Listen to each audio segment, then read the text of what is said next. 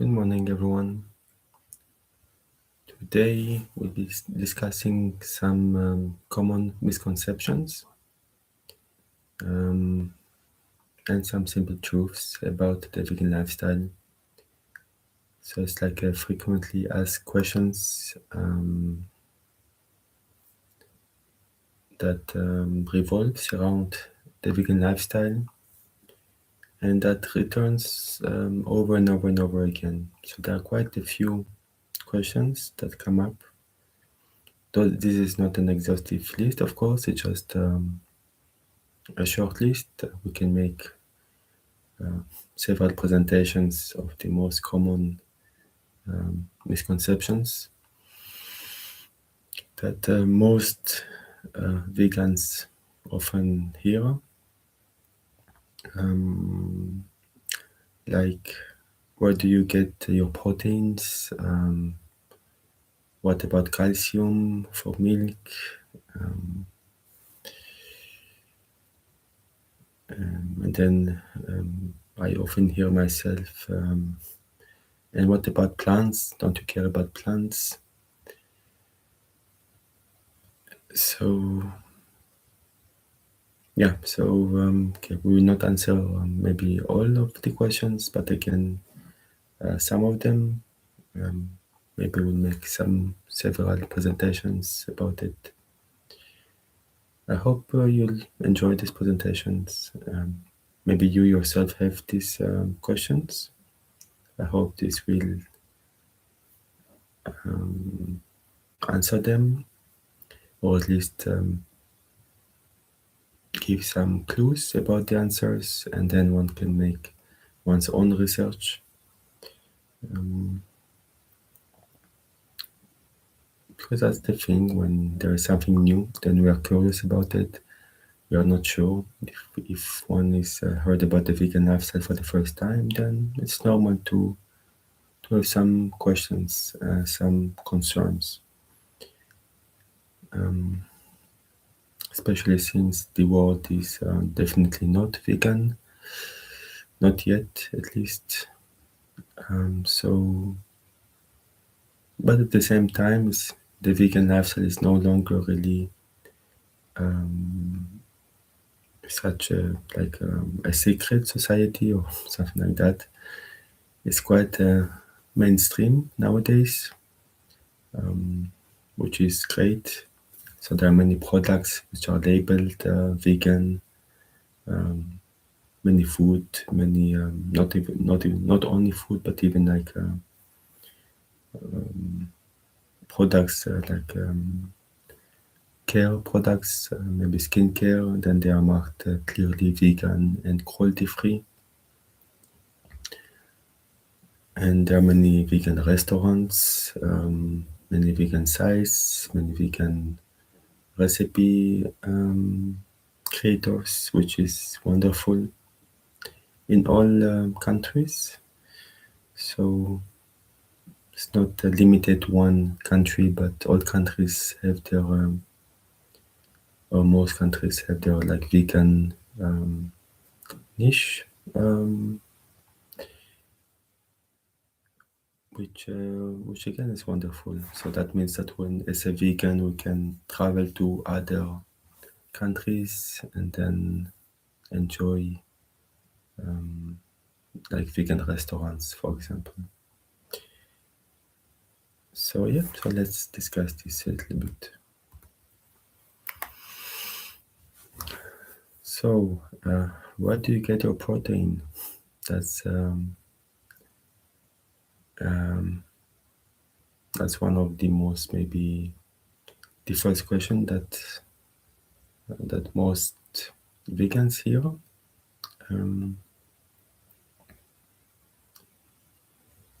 At the same time, personally, I'm not sure that's the first one that I heard most, but it's certainly one that returns over and over again, because we believe that, or maybe the meat industry made it believe that maybe only meat has protein, and that one needs protein, otherwise one will be sick. I mean, that's true, we need protein, but the source is can vary. The source can be a plant-based source, doesn't need to be meat-based. So many food has proteins. Actually, it's abundant in plants, like beans, lentils, chickpea, tofu, tempeh, quinoa, nuts, seeds, and oats. So all contain quite a substantial amount of it. And the important thing is that it does not contain only proteins, but also other things that we require, like fiber, vitamins, and minerals. Like meat doesn't have any fiber, and fiber is crucial for our health. I'm not sure if that was known always, but at least nowadays it is quite well known. And yeah, so I'm not sure if all of those like products are well known, like tofu, tempeh, maybe are not that well known. Tofu, yes, but maybe tempeh a little bit less. Yeah, tempeh is like very nutty, like flavor. It's very interesting ingredients to work with. Quinoa is yeah, it's like a wonderful kind of like rice, but not rice. It has a distinctive earthy flavor to it, and yeah, and all those are very easy to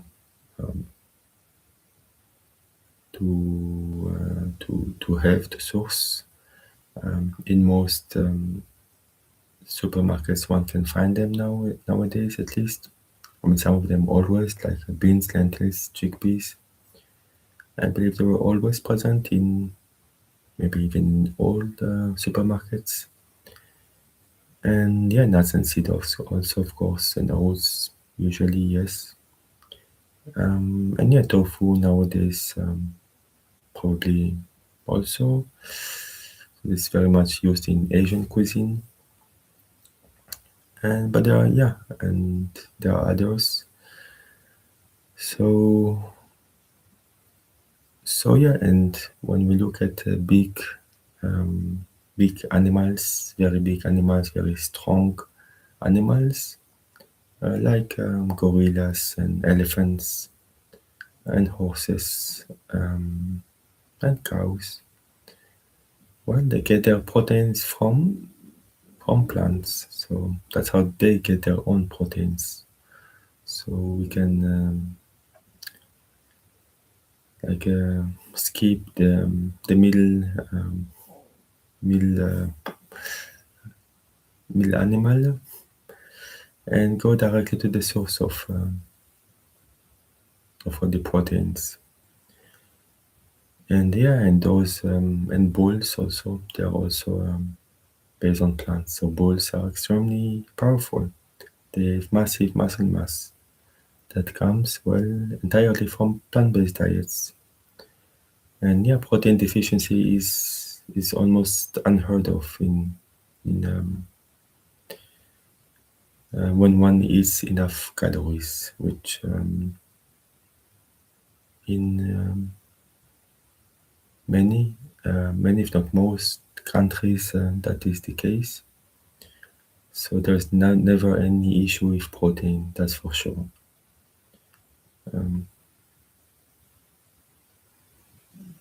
And yeah, so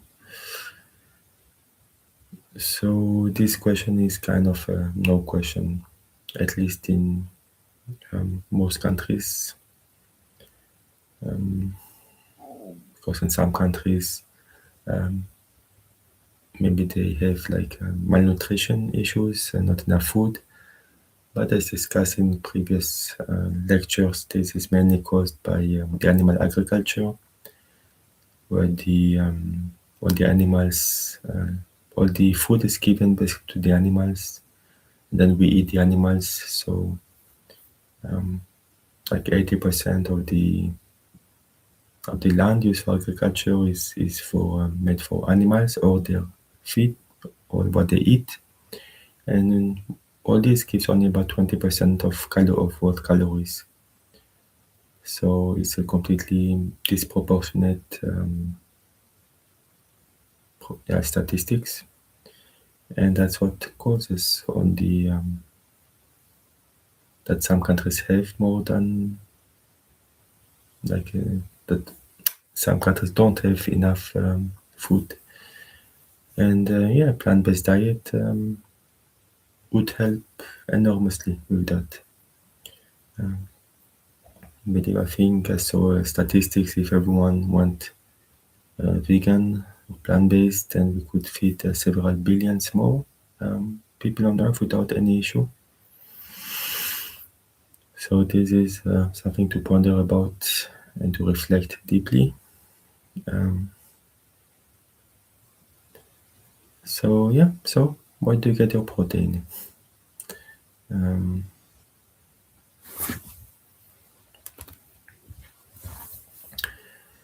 and there are some myths that plants don't have like complete protein. That's an outdated myth. So the idea that we need to combine specific proteins in every meals. So it comes from misinterpretation in the 70s nutrition research. That was even later corrected even by the original author. So the body actually maintains an amino acid pool, and it stores and combines the amino acids from the different foods throughout the day. So we don't need to eat all types of proteins simultaneously. And so a varied plant-based diet, then it can quite easily provide all the essential amino acids without any effort, without calculation or stress or thinking we need to eat this kind of amino acid, this kind of amino acids. No, we just eat a varied whole food diet, a big variety of it, and we are quite sure to have all of it. And there are even some food that contain all the essential amino acids that we need. I'm not sure which one. I think the hemp seeds contain all, and quinoa possibly, not quinoa, chia seeds. But I'm not sure. But in any case, it's very easy to get all what we require. So this question is more just a question that comes from believing that maybe only meat has protein, but no. If you look at the muscles of bulls or elephants or gorillas, they are very powerful beings, and they do not even go to the gym. So if they can be so powerful just on plants, then we can too.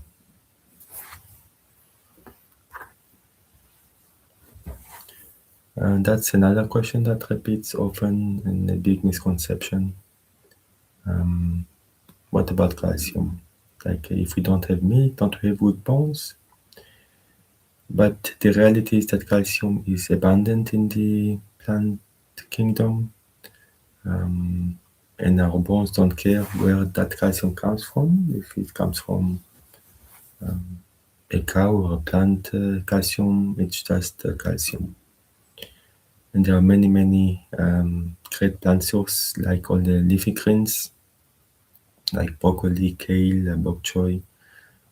Yeah, sesame seeds and then tahini. And tahini is actually sesame seeds, crushed sesame seeds, which is one of the most amazing ingredient of all time, in my humble opinion. I use it almost daily. If you don't know tahini, you should definitely try it out. Just take like maybe 2 a tablespoon of tahini to maybe about 4 tablespoons of water, then combine it with, like stir it, a little bit of salt, then add basically whatever one wish as additional ingredients, like even maple syrup. Just a little bit of maple syrup is wonderful. It's like combination of like sweet and a bit of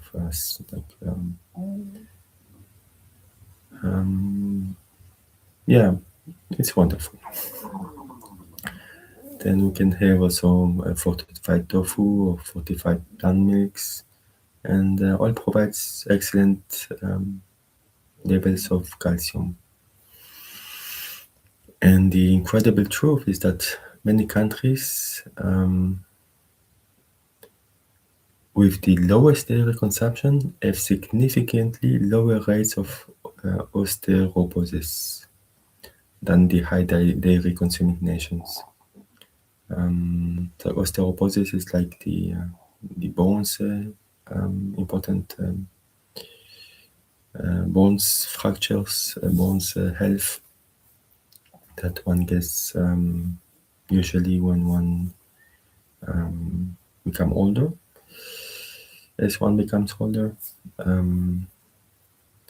so there are other things that plays in a role in that, and I believe actually milk is one of the contributor to osteoporosis. I think that was discussed in the documentary Forks Over Knives, I believe, and showing that actually milk is very inflammatory, and that actually drugs cause calcium away from bones. So the complete opposite of what we once believed.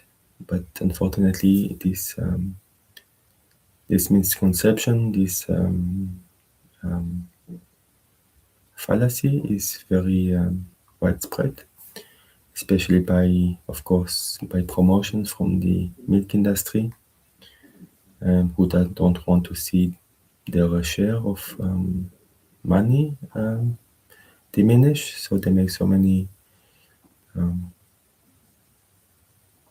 claims like we need calcium for milk, etc. So it became so ingrained in us, and people even drink milk without anything, just take out the milk from the refrigerator and drink it as if it's water. But yeah, we don't really need it. It's easy to replace.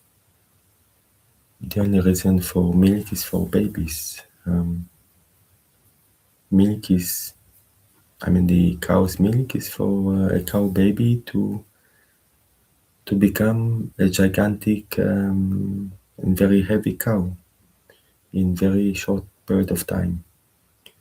That's the purpose of milk, for the cow's milk. And all milks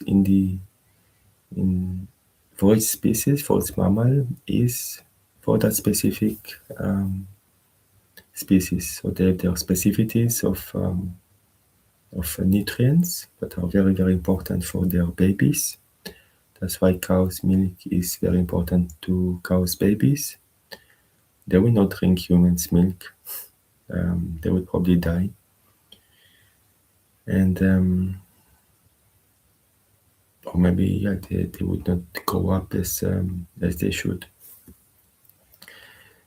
And so that's specifically for all species, including humans. So humans, babies, they need humans' milk, their mother's milk.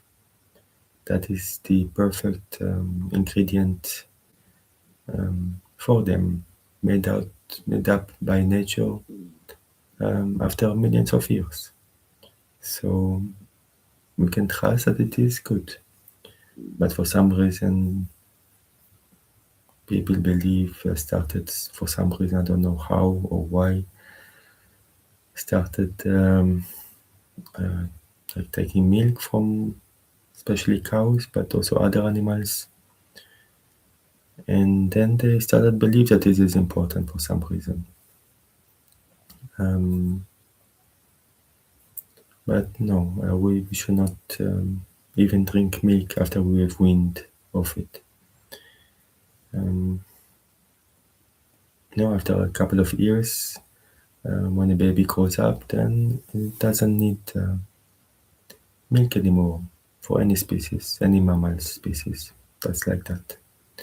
Yet we as humans, we are the only species that continue to drink milk and not even, not even humans' milk, but another species' milk, which is completely wrong formula for us. So of course we get sick and we get all kinds of sicknesses. We don't know where it comes from, and of course most of us are lactose intolerant because that's normal. Because we should be intolerant. It's not a malfunction. It's a good function of the body. We are supposed to be lactose intolerant. We are not supposed to drink milk. It's not only no longer required, but it becomes toxic if we drink it after we have weaned off it. So it's only to make to help the baby grow up in a safe and good way. That's why there is the milk for all mammals: humans, cows, goats, horses, cats, dogs. So yeah, something to think about. So we see that many products, many ingredients have a lot of calcium in them, per like cup or half cup, and that's all like. So we don't need the milk. We can get it from many different places.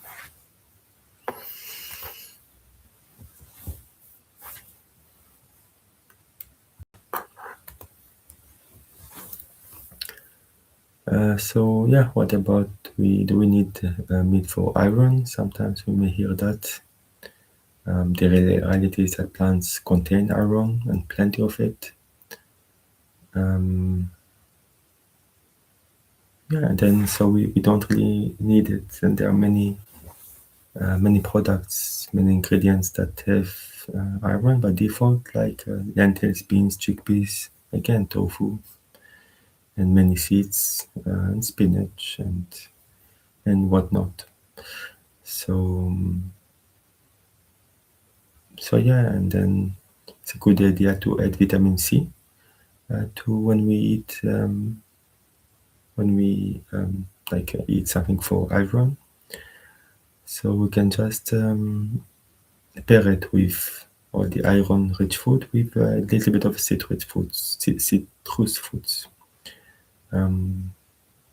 or tomatoes, bell peppers, or berries, and just a squeeze of lemon on the lentils can help a lot for the absorption of iron. So that's a very easy one to get by.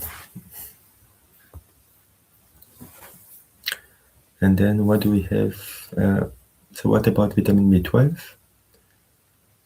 So we should understand that vitamin B12 is made by a bacteria in the soil and water, not by animals.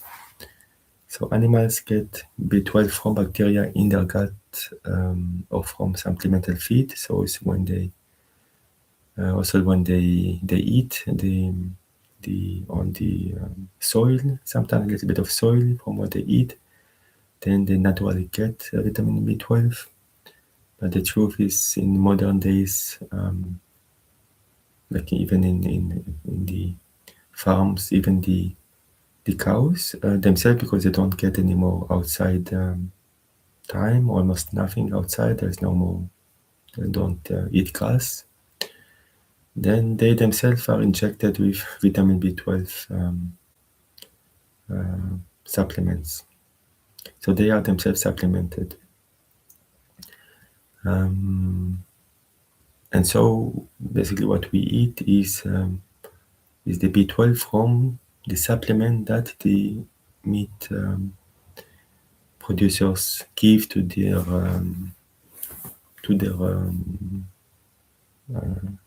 cows or possibly other animals as well. And yeah, but the thing is with B12, in the past we could easily get it because we did not sanitize so much everything.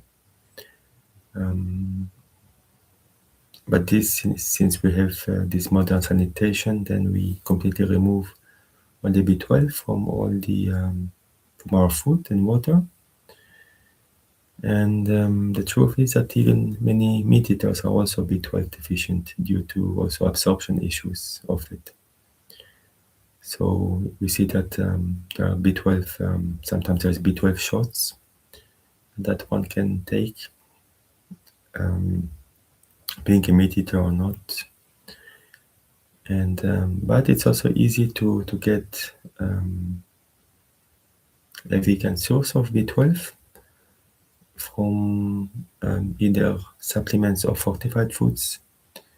For example, supplements can be just some drops of some liquid, very delicious, like sugary liquid that tastes like a candy that one can take either once a day, maybe in the morning, or once a week even, depends on which type of the quantity and maybe which type of vitamin B12 one consumes, and of course vegan sources of B12. It's very cheap, extremely cheap. It's very safe, effective, and even more reliable than the so-called dietary sources. So that's something that is recommended for vegans. It is recommended for vegans, of course, but also for non-vegans. And yeah, one can get it for so easily. So that's not that cannot be an excuse for not going plant-based. And vitamin B12 is also stored for a long time in the body. That means it can take a very long time before we even see any issue.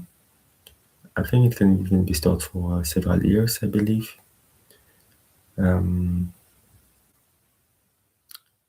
But it's of course it's safer to take a complement every day or every week at least, just to be on the safe side.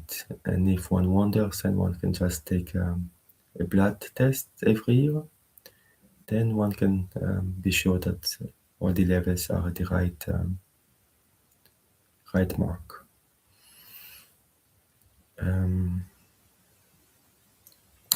So yes, so this is the direct approach, just to have those immediately. And yes, so vitamin B12 is important, but it's very easy to supplement it.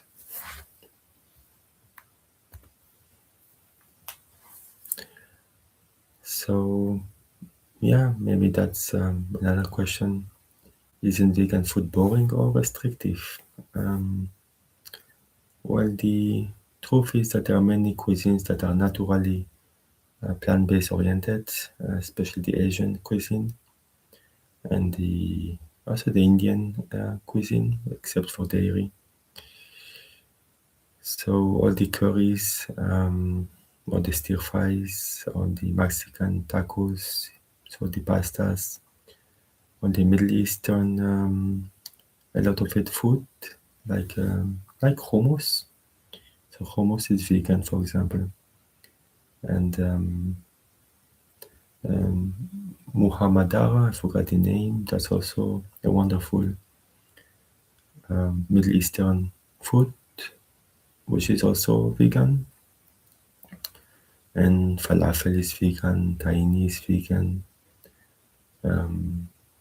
So there are many types of cuisines all over the world. And then there are many comfort foods, that plant-based comfort food like burgers, even pizzas, mac and cheese. Yes, that can be done. there are many like cheeses, like vegan cheeses that can be used, even lasagnas, even ice creams. Yes, ice creams. There are many different way of doing it. One can see or usually eat at the store, like many ice creams marked as vegans and that are delicious. And also vegans one can make even at one's home quite easily, like a sorbet. Sorbet is wonderful, and there are some like machines, appliances that can make them very easily. One of them is what was it?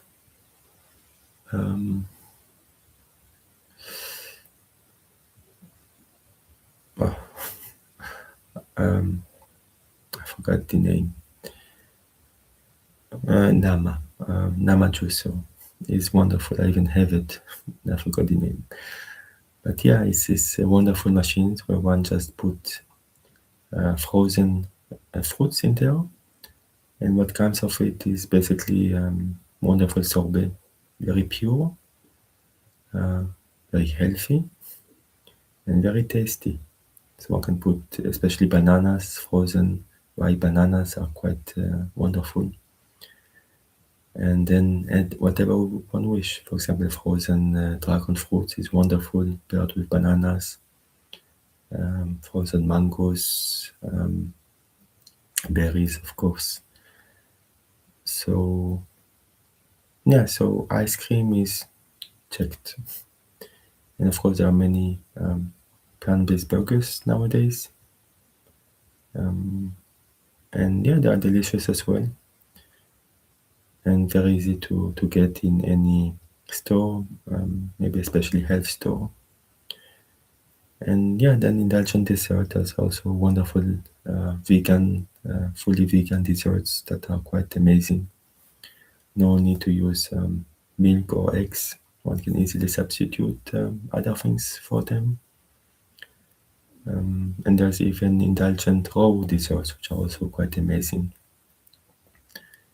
So usually as a base, it will be like a nut based with dates. So dates is used a lot in raw food desserts. When mixed with nuts, it becomes very strong and can be used as a base. And it tastes wonderful. So actually, when one goes vegan, one learns quite a lot more ingredients and way of cooking and food. One can become really passionate about eating. While before, when one ate meat, maybe one ate just something very everyday, the same possibly. So it's not that meat is very large. Basically, meat is tasteless. What gives meat its flavor is the flavoring, the spices, the herbs, how one cooks it, and the oils, and maybe sugar and whatever, whatnot, and salt. So all the tastes that one gets from meat can be had from plant-based very easily, even fish. There's quite a lot of food that like tastes like fish, but without the cruelty and without, of course, being actually fish or any of the ocean people. And yeah, just thinking about it, I'm now I want to eat something, but okay, I'll prepare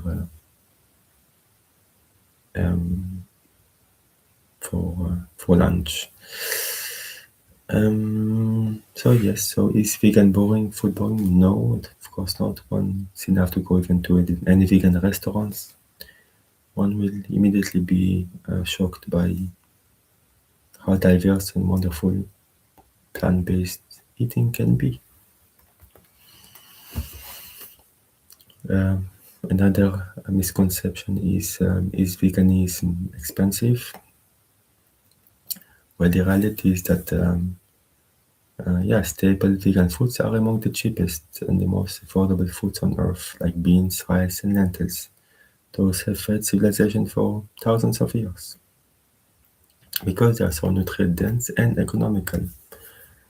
So, and yeah, all the fruits, of course, also oats, bananas, seasonal vegetables, um,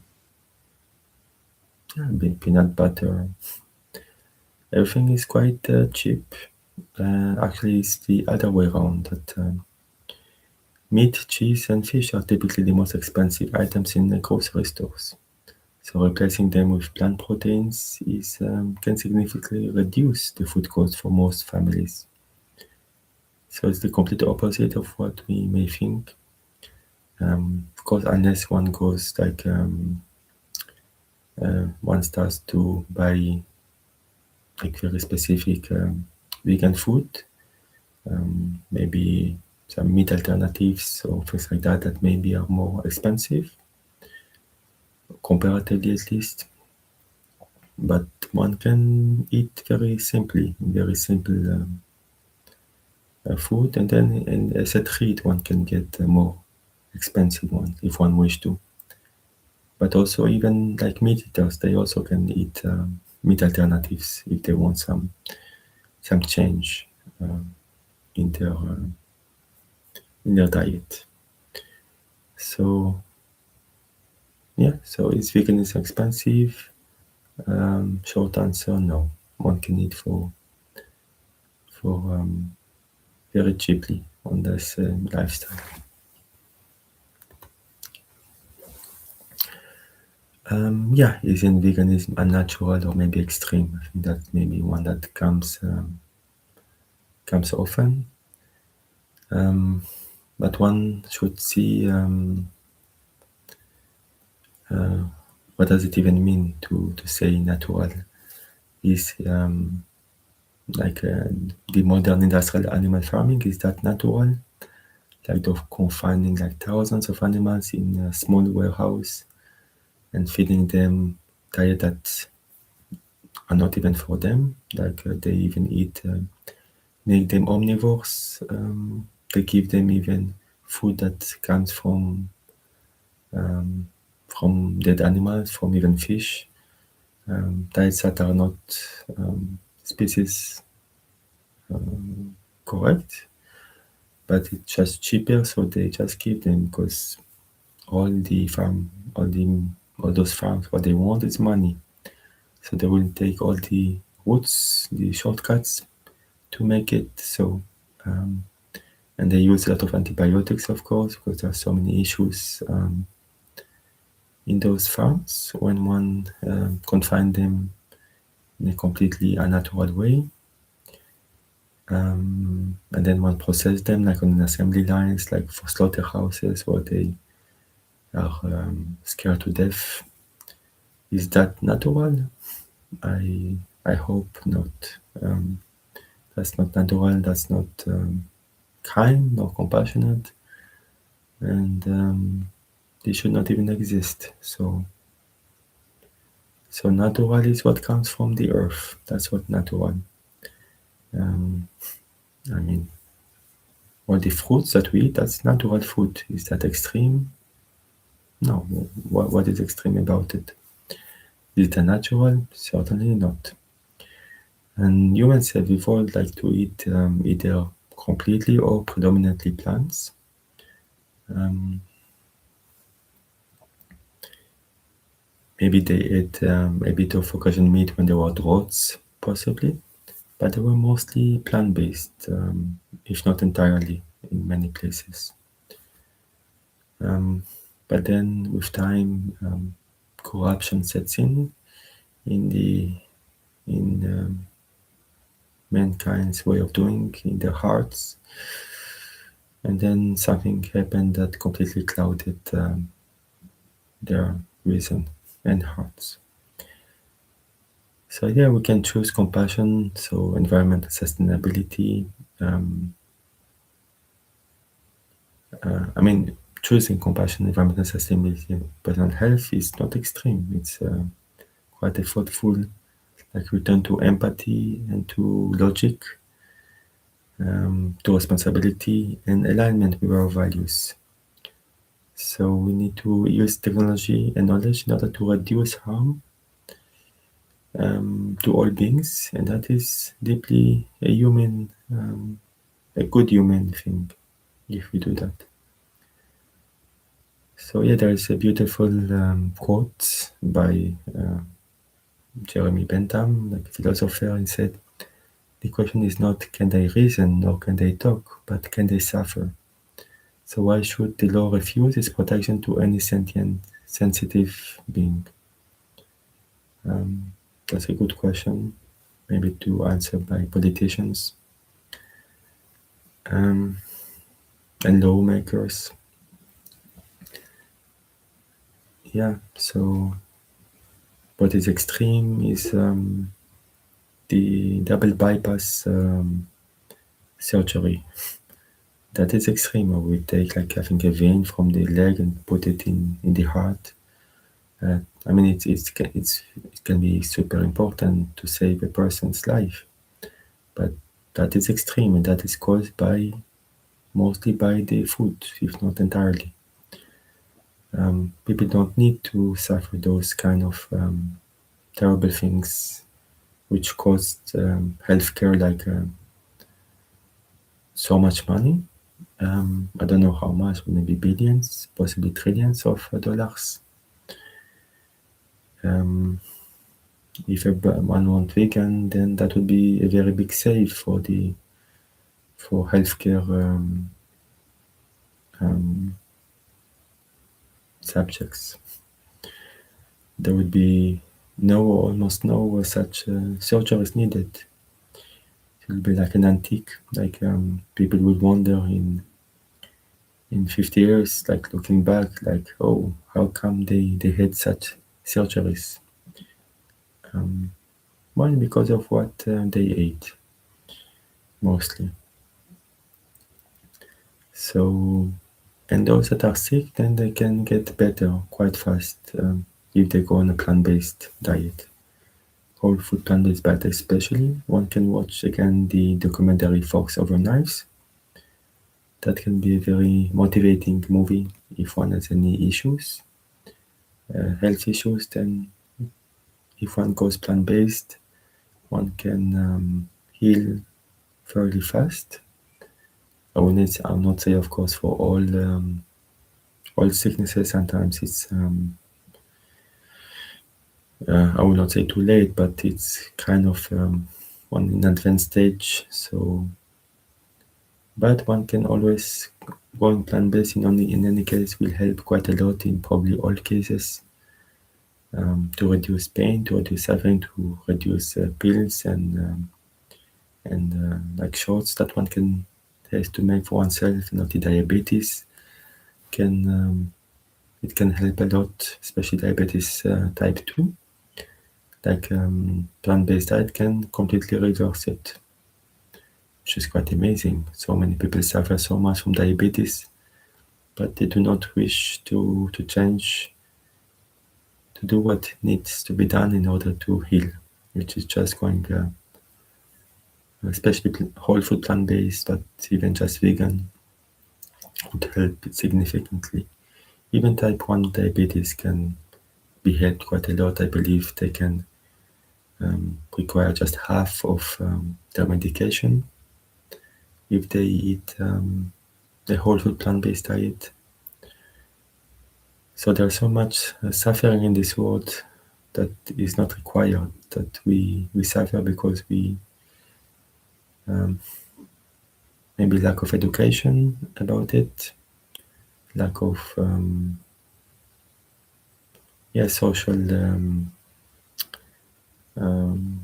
like incentives, because socially we see like McDonald's everywhere, Pizza Huts, and it's very convenient, and many people even cannot possibly afford anything else. Maybe they are very poor, so they easily go to those places, and gets them sick, but then they become addicted to it,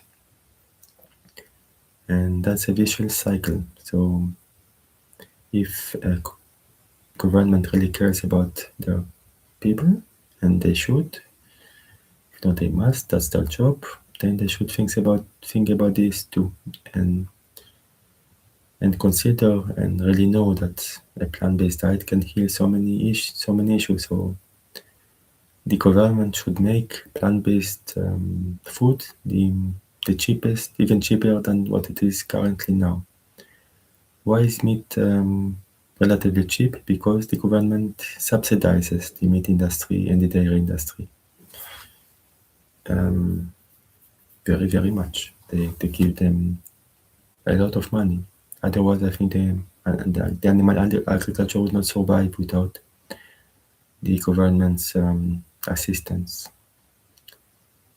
So for me, the government should stop all assistance to all the animal agriculture in the sense of helping them kill innocent sentient beings, but the government should help them transition into plant-based farming. Now that would be a revolution, and that would be wonderful by any government to do that. And that would be any countries that does that would see an incredible return. So much less suffering, so much less health issue for its population. So hospitals would be mostly only for like accidents rather than things that should be preventable, like heart diseases and diabetes. But we are not yet there. I hope one day, I pray one day that we will open our eyes and grow up. So yeah, is it really healthy? Well, it has been recognized by some of the most well-known and major health organizations to be healthy for all life stages, from pregnancy to adulthood. Of course, a well-planned vegan diet is healthy for all stages of life. Everyone can adopt it.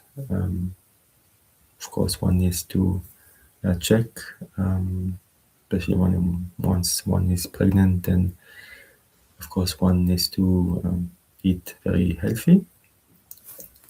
And one can check with a nutritionist or a lifestyle medicine doctor that is themselves plant-based. It's very important to find a plant-based nutritionist, a plant-based doctor. They would really understand, and they will actually give the correct advice.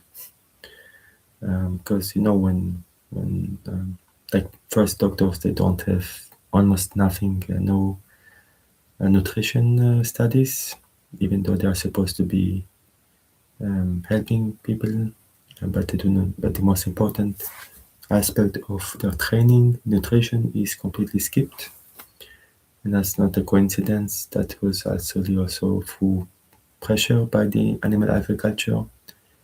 I think one can see this in Fox Over Knives also documentary. Because the animal agriculture, it's don't want to doctors say that that meat is not good. They will lose a lot of money. So yeah, so it's quite one could say a sick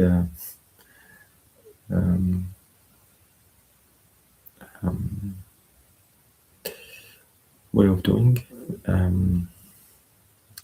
But yes, so the vegan lifestyle is very healthy for all stages of life. It's very documented. It shows that vegans have way lower risk of heart disease, and also type 2 diabetes can be even reversed, and the high blood pressure can be reversed, and even certain cancers. And obesity can be reversed even relatively easily in the correct way, without even restricting oneself, which is amazing. When one eats a whole food plant-based diets, again, there's many documentaries that one should watch if one is interested in that aspect. Forks over knives. One can read also wonderful books like the China Study, one of the most amazing research that has ever been done on nutrition, by a well-known medical doctor. So, and yeah, then it's about a balance, not necessarily perfection, like any diet. So, vegan eating can be healthy or unhealthy depending on the food choices. But even the unhealthy vegan is probably much more healthy than the healthier so-called animal products. So it's more comparative in the vegan diet. So one can eat more healthy rather and more unhealthy. But what can be unhealthy is a vegan, it's plant-based. So of course one can eat maybe too much oil, maybe salt, maybe too much sugar. But even though if we eat correct sugar, which is comes from fruits, that's good. That's very healthy. That's extremely healthy. So unhealthy is most processed food. If one really process vegan food, one believes that one should put hundreds of ingredients to make like a meat substitute. Then yes, of course, that is very processed. But there are many processed meat alternatives that are not much processed, that are made out of maybe beans, very easy, that one can even make at home fairly easily, that taste amazing. So yeah, basically it's a choice. One should choose mostly whole foods and some like a lot of variety and adequacy. So it's not about also perfection. One can eat also a little bit of unhealthy vegan food. That's if it's from time to time. It will not cause as much issues. It's not ideal, but from time to time it will not be much of an issue if most of the time it's healthy. But of course, everyone has different prerogative.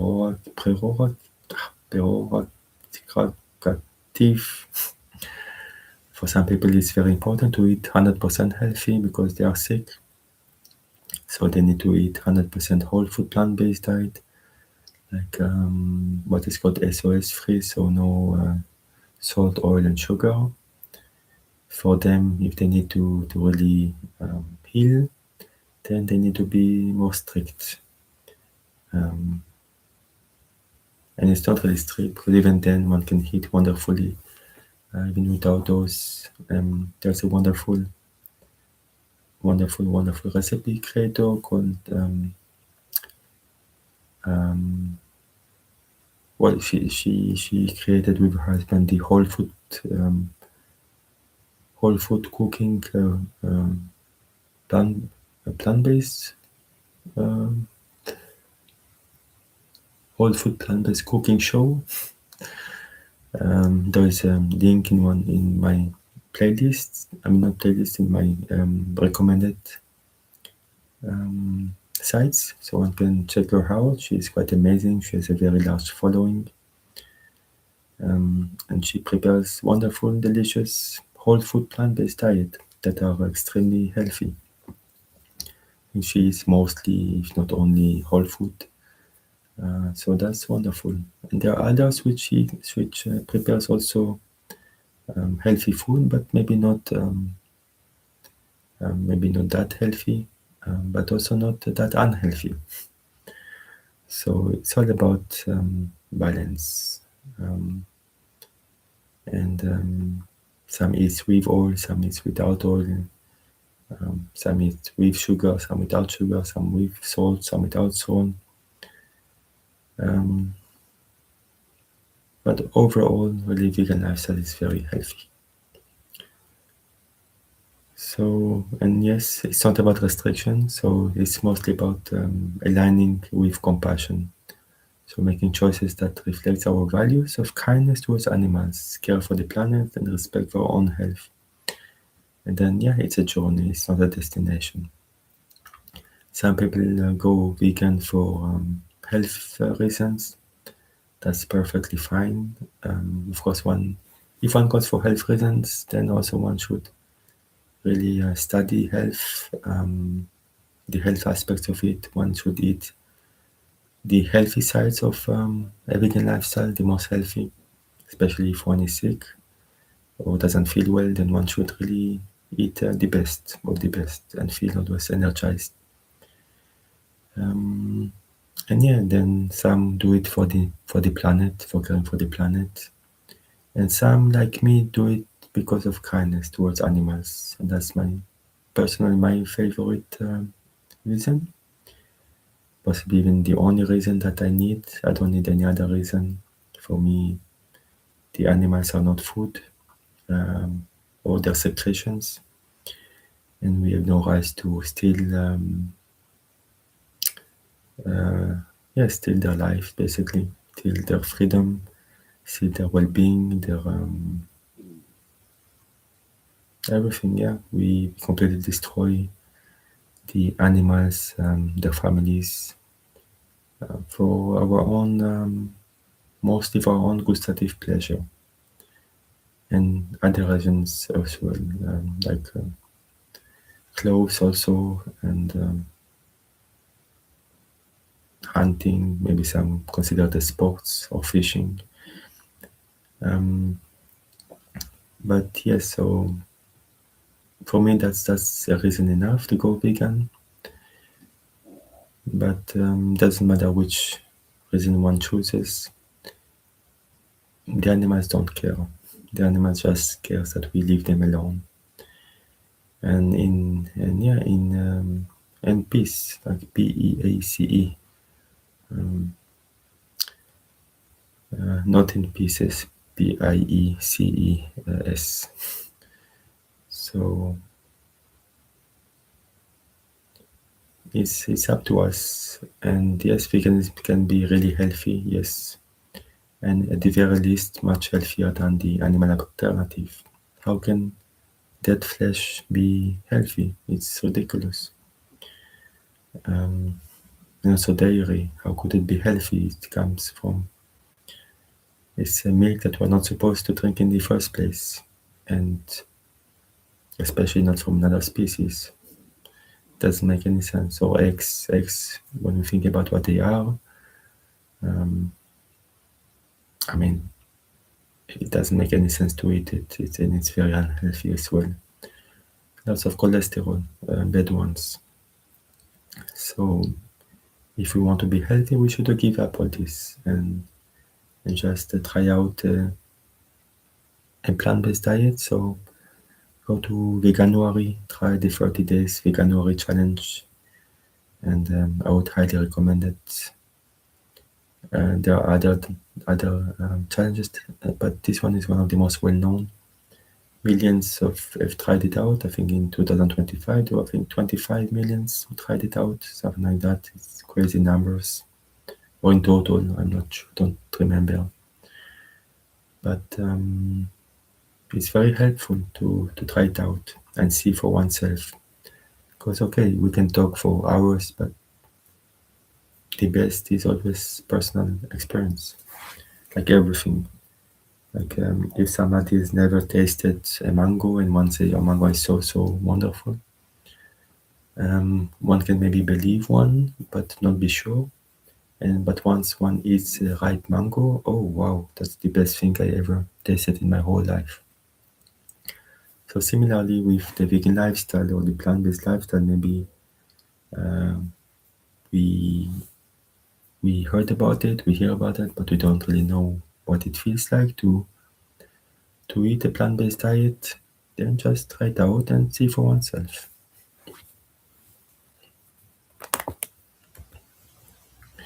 And yeah, so that was the last slide for today. I hope it was useful. Those are just some of the questions, and there are many others. Like there are books with like hundreds of such questions, and each one is like debunked or explained. Some wonderful books. There's one by Ed Winters that is wonderful. But there are also many others. If one checks on Amazon, like vegan books, then one will find out for sure some of those. And yeah, maybe just buy one of those books, maybe, and or Audible books, and then listen to it. And maybe that could inspire. And also for vegans, also it can be very useful to know how to respond to questions. Sometimes we are asked questions, but we are not sure ourselves. So it's good to have reliable answers to inquiries from sincere like omnivores or even carnivores. I mean, there's not really carnivores or omnivores. This is just a misnomer, but yeah. But in any case, yeah, from sincere people who wish to know about it, and then they ask real questions, like they're really sincere in asking. Some people are not necessarily doing that. They may ask questions, but it's more in an rather aggressive way. Then there's not really discussion to be had, and then it's not even useful to have any discussion. A discussion only happens if there is to and fro, if it's really sincere, if the question is not just to try to say one's own opinion, and then through the question it's very an aggressive tone. Owens thinks that doesn't make any sense. So like one of the questions that I hear from time to time is what about plants? Don't you have any compassion towards them? I mean, I'm sure this is not really come from a really sincere question. I mean, it is just kind of way to divert the discussion into another direction. One cannot really think that cutting a fruit from the tree is the same as cutting a pig's head. I mean, that's just ridiculous. So those questions are really doesn't make any sense. At the same time, yes, we do have compassion for plants. For example, I don't cut flowers myself, so I try to be respectful of nature. I think trees are amazing. We should not cut them unless absolutely necessary for some reason, but usually no. We should stop deforestation. And what is causing deforestation? The destruction of the plants world, the animal agriculture. So when we eat an animal or a meat, we are contributing to destruction of plants, of the trees, of nature. Beside that, where do those plants mostly are eaten? Well, by the animals that we are going to eat.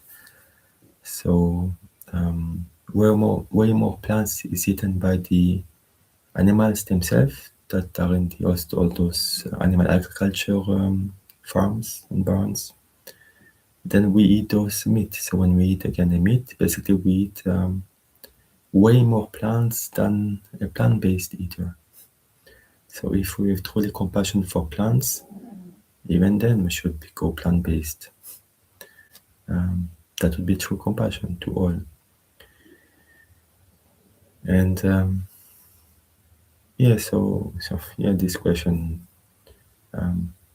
is so ridiculous, but it does come so often because one just tries to evade the issue and tries to take the discussion in another direction, and that to show like the vegans, for example, are themselves like hypocrites, maybe because they themselves destroy plants and eat plants.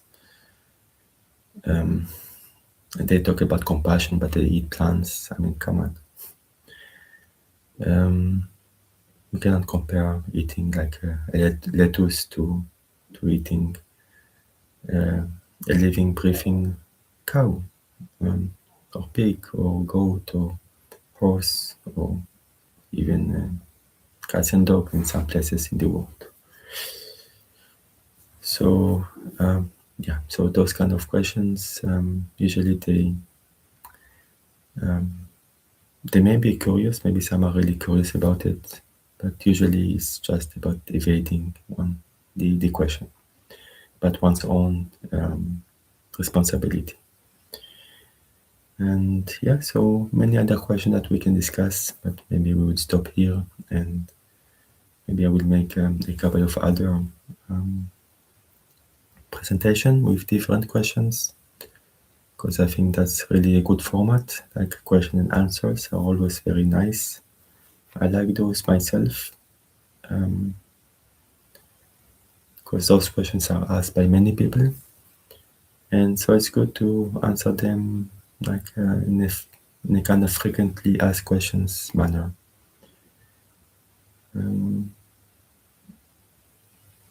So thank you, and let's go to our daily practice.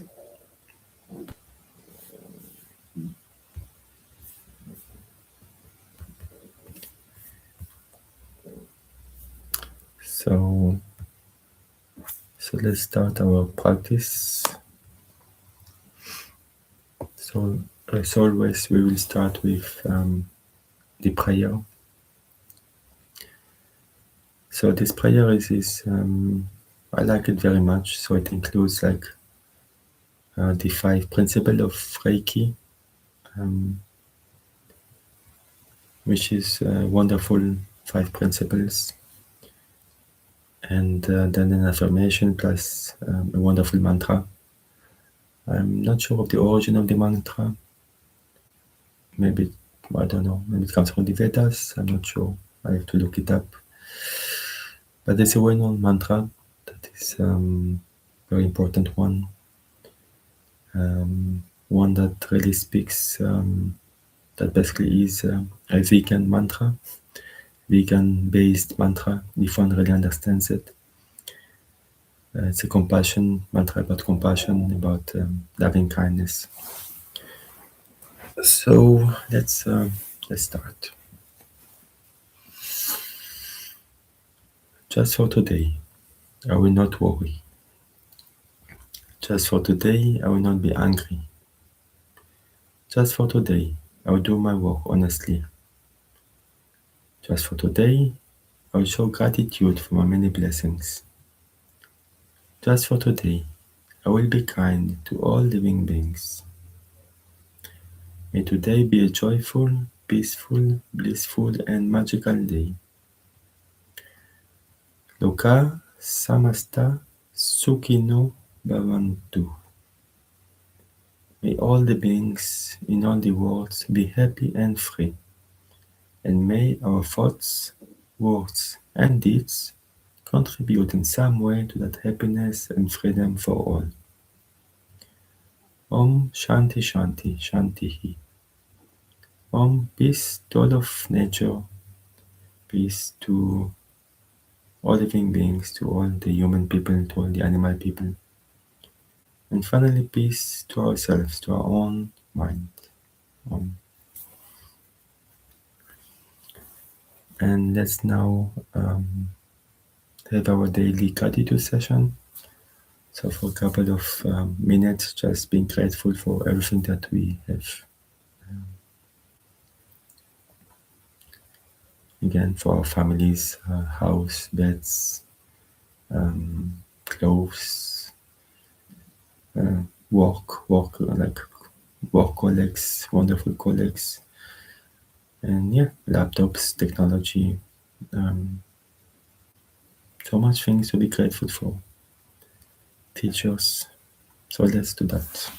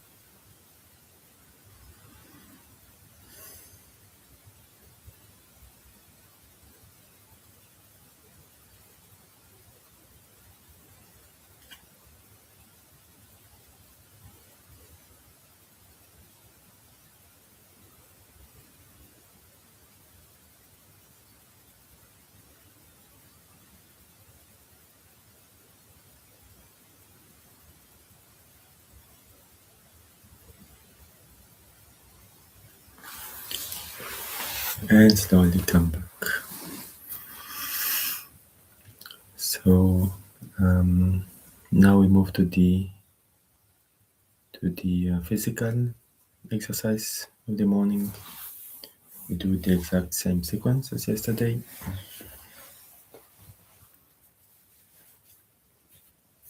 Feel free to do any sequence that you know, that you wish. So inhale, chest forward, exhale back. Let's do the Sufi rolls.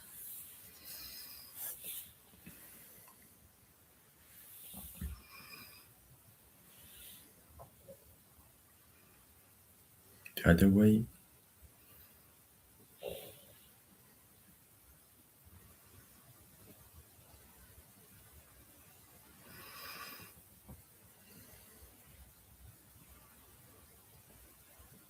Come back to center. Then inhale, exhale round.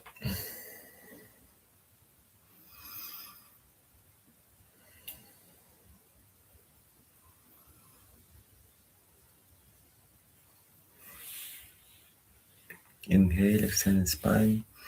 Exhale, turn to one side. Inhale, extend more the spine. Exhale, turn a bit more.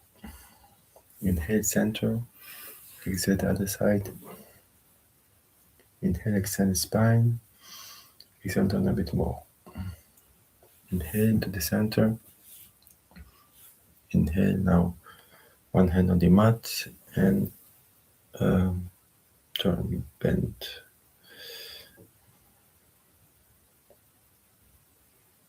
Then the other side stretch.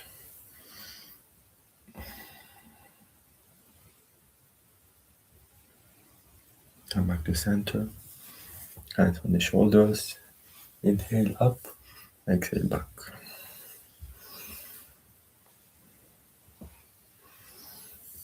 The other way.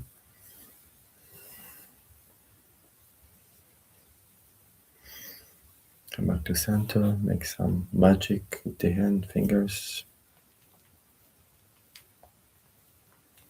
Open the hands rapidly. And then relax. Now do the same with the legs. So extend the legs and just stretch them. Rotate the ankles. Grab one knee and turn to the side. The other knee.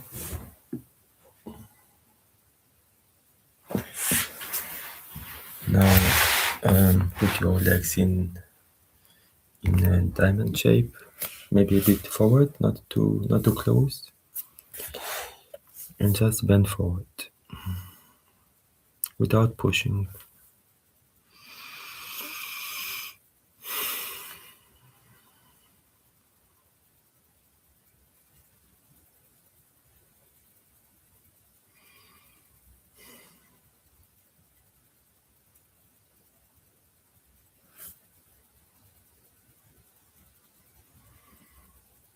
And slowly come up.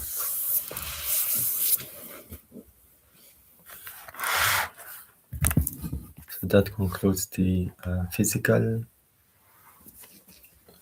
practice, physical part of the practice. And now we move to the relaxation. So we're going to do the 61 points of relaxation, which is called also Shavyatra. It's a very nice sequence of just, it's a kind of organized body scan. One could define it as such.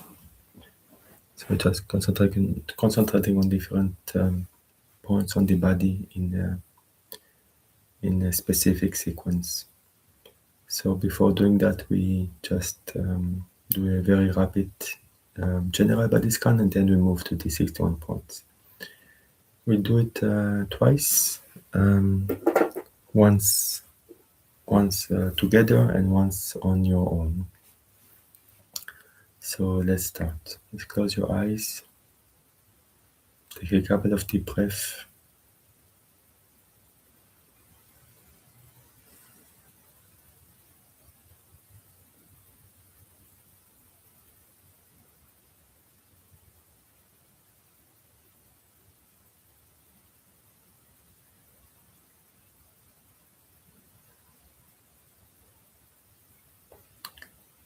Relax your shoulders, relax your neck, your throat, your back, relax your abdomen, torso, hips. Relax your legs and feet and hands and arms. Relax your shoulder blade, back of the head, top of the head, forehead, eyebrows, eyes, ears. Relax your nose, nostrils, lips and tongue, chin and jaw. Relax your entire face. And your entire body is relaxed.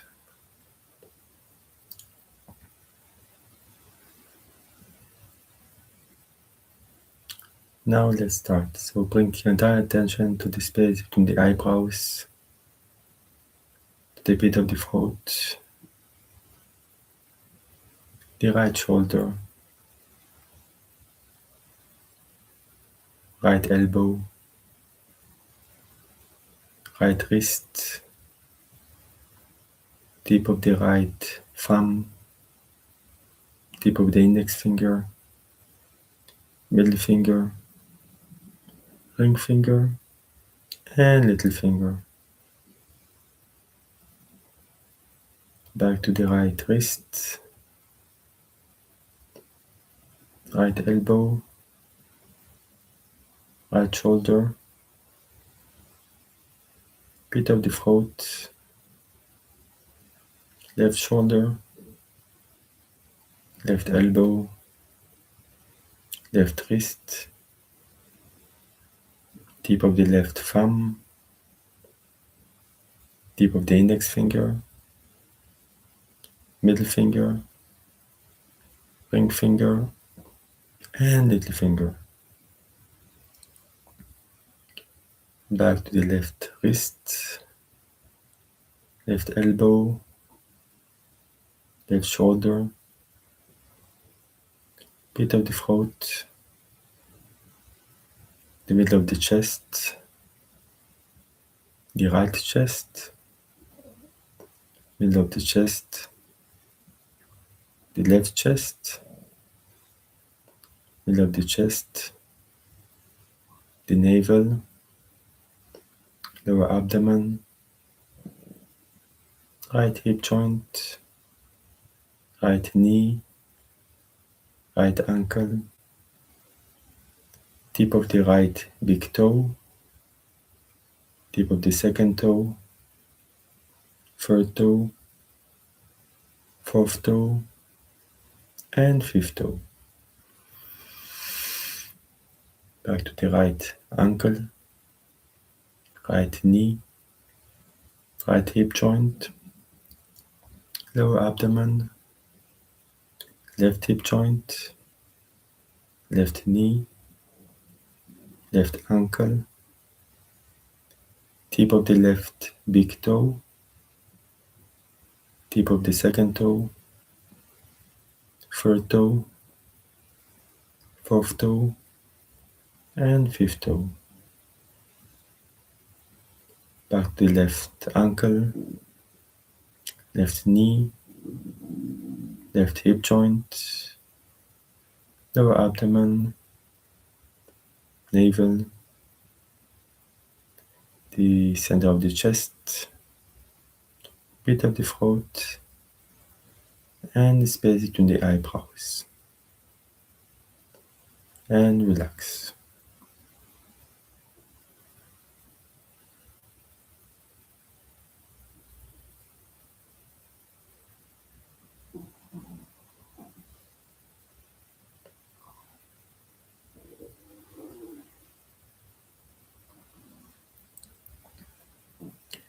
And now let's do the same, but each one of us on our own.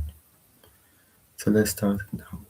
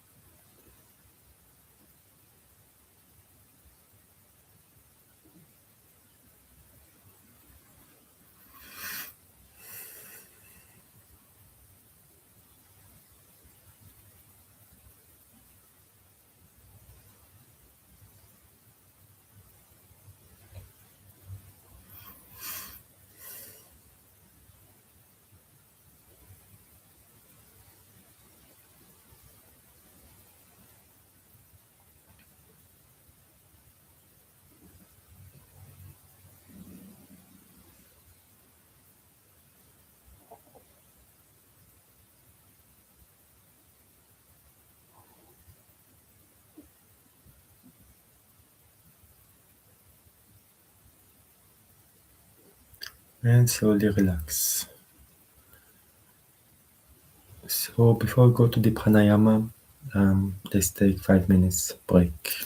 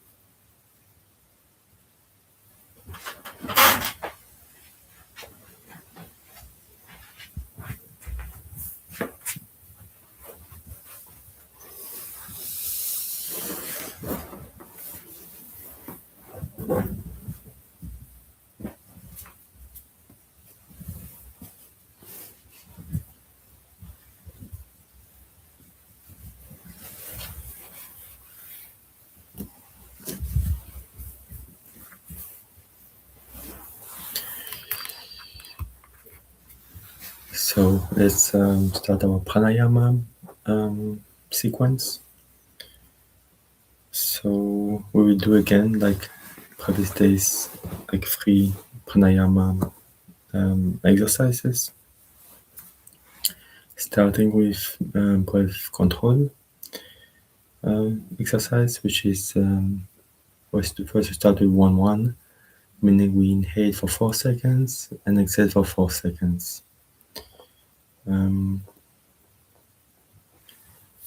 If that is too much, then we can do 3-3 or 2-2. Do as best you feel. And yeah, and the most important thing is to watch the quality of the breath. So it needs to be silent as much as possible, no ujjayi, without breath retention anywhere, no pauses, diaphragmatic, so that means breathing from like the belly. So the belly should come out and in, but not the chest. The chest should remain more or less flat. And that happens when we really relax our shoulders and our chest. Then the muscles are very relaxed and we are not tense. Our belly should be very relaxed. And then it's natural. Yeah, and as smoothly as possible. So no like jerks, as much as possible. And last but not least, from inhale from the nose and out from the nose. So that is quite important. Not from the mouth, of course, unless the nose is blocked completely. But usually we can, without problem, breathe from the nose, at least from one nostril. So yeah, so let's do that. So again, breathe in 4 seconds, out 4 seconds. Let's start now.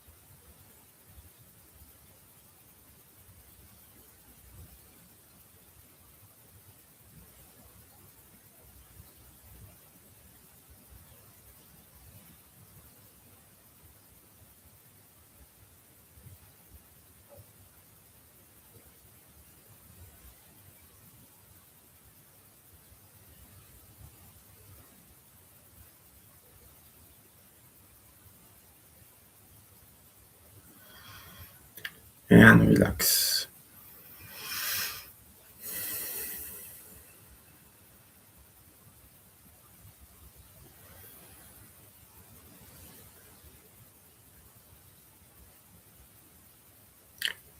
And now let's do the 1-2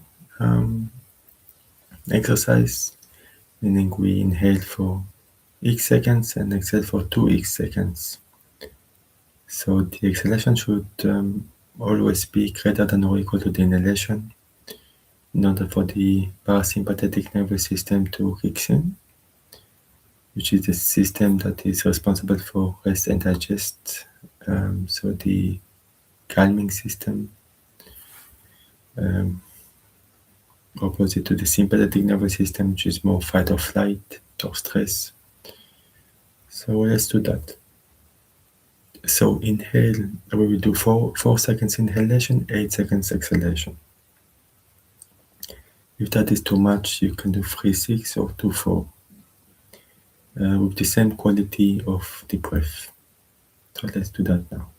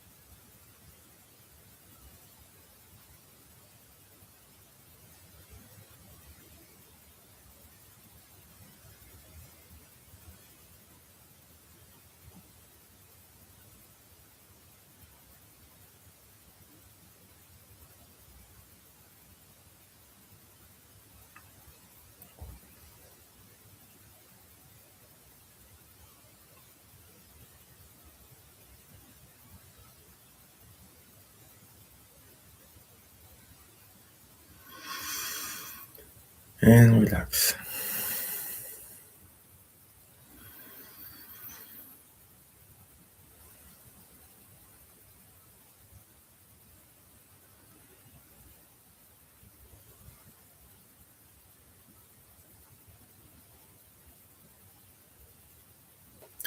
So that was the controlled breath part. So it's like control, but at the same time it's aware. So we are aware of different things about our quality of our breath. if it's very smooth or not. Then through that we can also see how our mind is doing, if our mind is calm or not, because the mind and the breath are interconnected, interrelated. If the mind is calm, the breath will be calm. If the breath is calm, the mind will be calm. So we can calm the mind by calming the breath. So let's move on to the next exercise, which is Nadi Shodhanam. So Nadi Shodhanam is alternate breathing, as we already know now. It's also called Anuloma Viloma. And yeah, it's an important part of the practice. Maybe it's one of the most important practice in pranayama. There are many different ways of doing it, but we are going to do see one way. So we're going to do the three types, all the three types today, like we did, like the first 10 sessions we did the first type, then afterwards we did the second, and then after we did the third. So in the 10 last ones, I would like to do like all of them. So it's a good practice. You don't need to do all of them if you decide to do it on your own. You can just pick one of those and maybe do 3 rounds of those. That would be enough. But this time we're going to do 3 rounds of each type. We'll see if we do it still the next days. But for now we do that. Then you have good practice and then you know exactly what to do. And so also the idea of these sessions is to give people like a very clear way of practicing that is very sustainable and systematic. It's not, it's like fairly complete, but of course it's not. There are many things, many different techniques, many different things that we can still see. But it's let's say it's basically complete. The idea is there. It's like giving a framework, like a blueprint of a good systematic practice, and then it's up to us to fill in the gaps.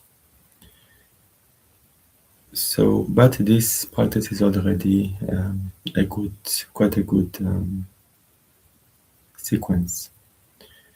So we start with physical exercise, then we continue with the gratitude session, then physical exercise, then relaxation, now pranayama. After that we do self-dialogue, and finally meditation. So that is the sequence. That's fairly easy to memorize and fairly again efficient. And if I may say so myself, it's a good sequence. It's logical, makes sense, and it's very holistic. So it does many things, not only like one part of it, not only asanas, not only like meditation, not only self-dialogue, or only pranayama, or only relaxation, but all of it together. So a little bit of each. Of course, the main part I would say is still the meditation. So that could be the longest part if one is doing it like wants to create a personal plan. Meditation should still be the main like meal of the day. And the other ones are like supportive to that are very supportive. Some would say that even those maybe even more important, I'm not sure, than meditation, but the idea is there that the other ones are supports the meditation in every way.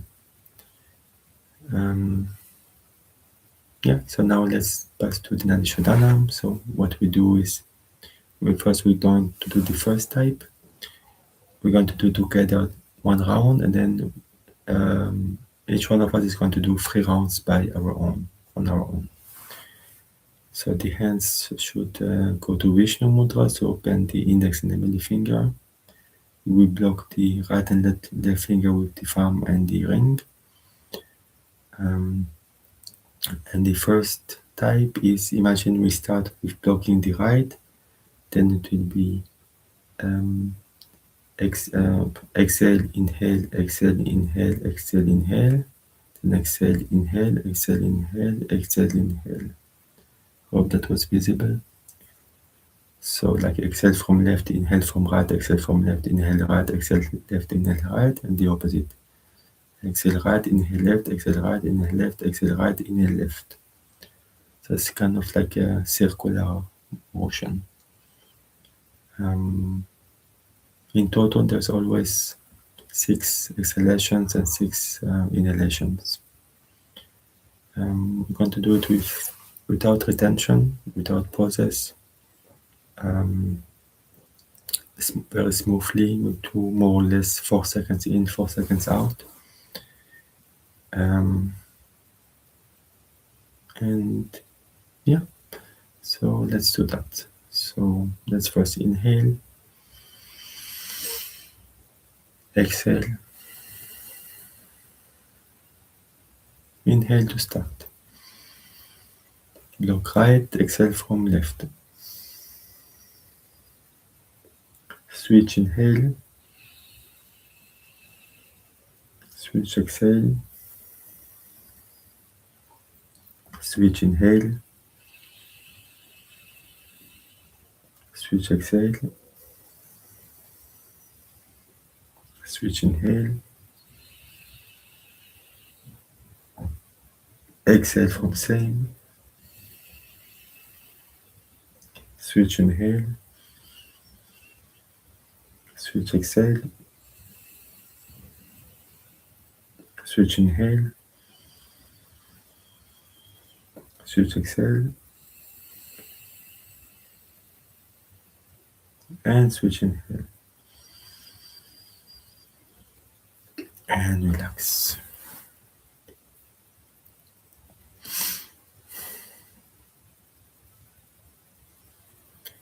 If you feel dizzy, please stop the practice and wait a little bit at least.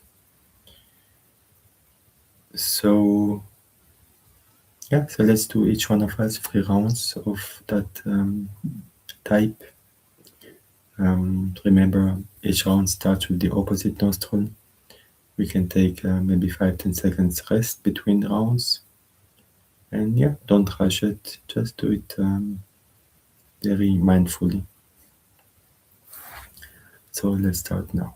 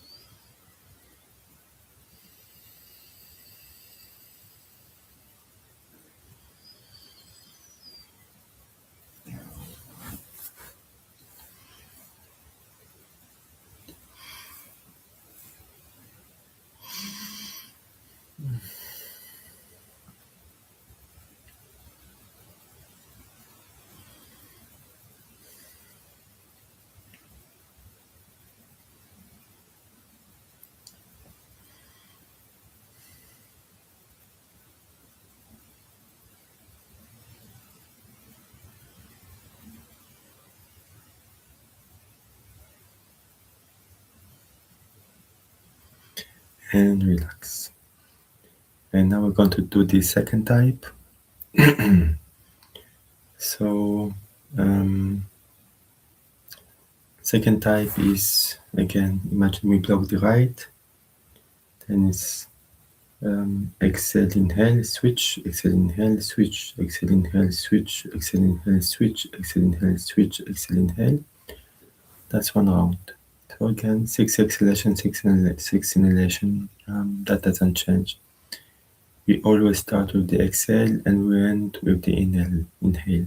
So that's how we can remember it maybe better. And in this one, it's more focused on one nostril than the previous one, if we notice. So yeah, let's do one round together and then 3 rounds on our own. So inhale, exhale, inhale to start.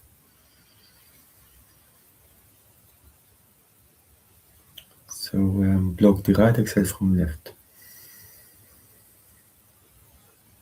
Inhale,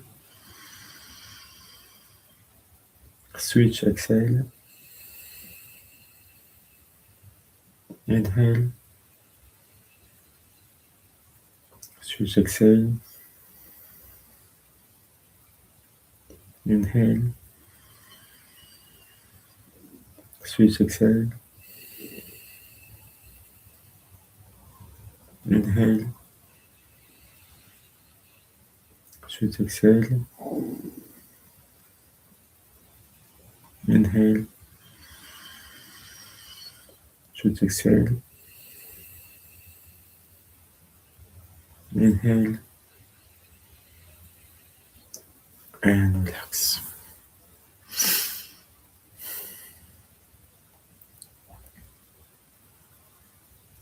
So let's do it 3 rounds again on our own.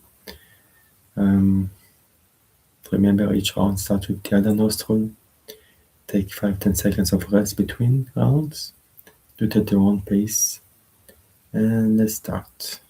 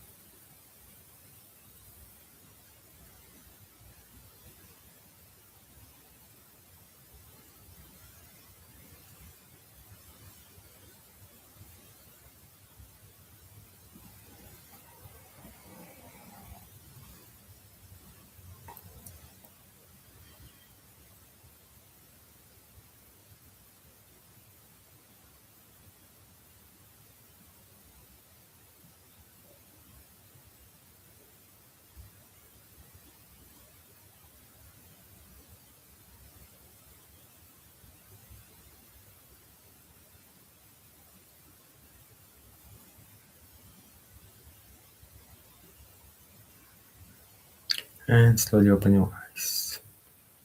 So now we're going to do the third type, which is, so we block the right, imaginary right, then we exhale, inhale, switch, exhale, inhale, exhale. So here we really focus on each nostril much more. So let's do this once together and one round together and then 3 rounds on your own.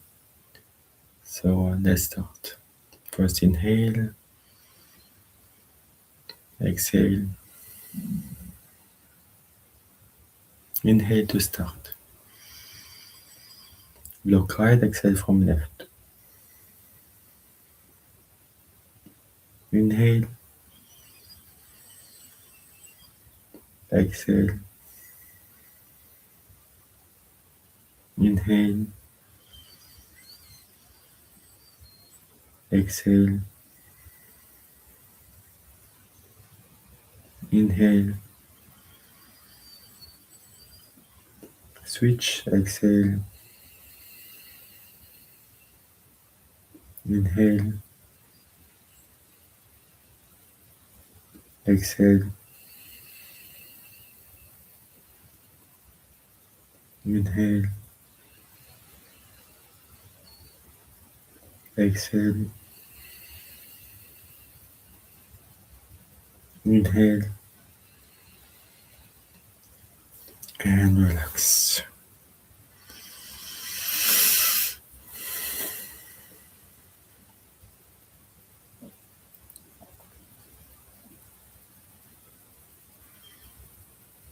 Now let's do 3 rounds of the third type. So remember, each round starts with the other nostril. Take a couple of seconds rest between each round, and and just relax. So let's start now.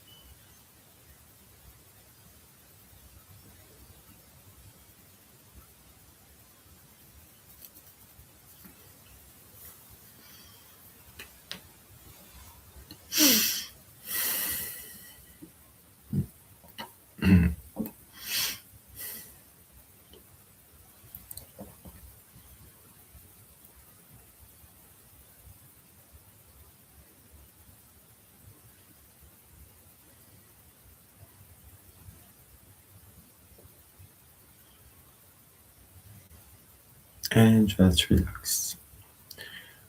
So let's do our last and final, least but not least, exercise, Brahmari, the bee humming sound. So just inhale, close the mouth and make like and make the tone as you wish. Do it at your own pace. Don't follow me. And yeah, this is extremely calming to the nervous system. So very good exercise. So let's do that for a couple of minutes.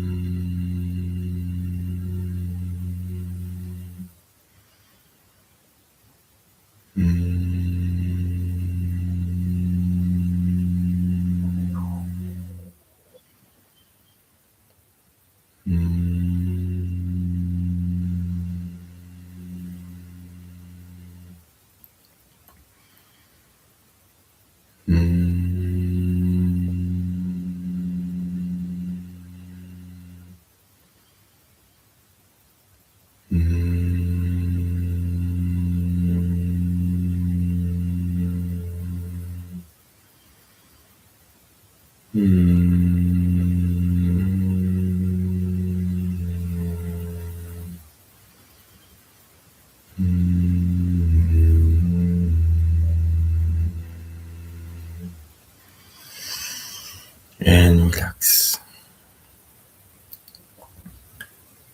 Just enjoy the effects of the practice. You feel tingling, maybe you feel just good.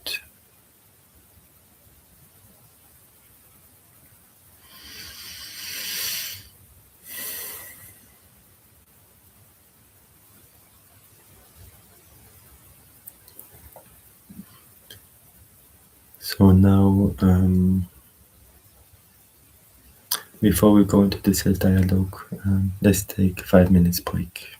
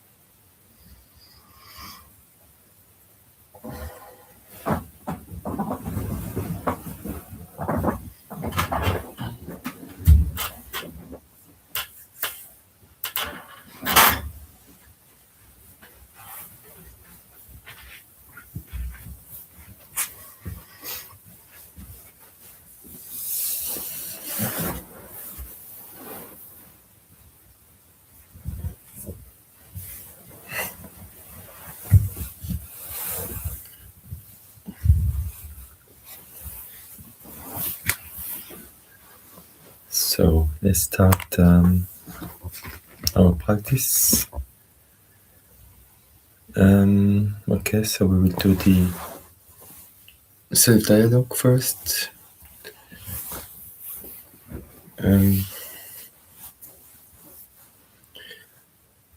So again, I know I repeat myself from previous sessions, but it's important to repeat it because again there could be new people coming, and also it's always good to repeat this to really make it clear and to remember well afterwards when one wants to do it. If one wishes to do it on one's own, then one can remember better after repetitions. And it's always usually repetitions. It's not always repetition. It's repeating in different ways, different words, different metaphors.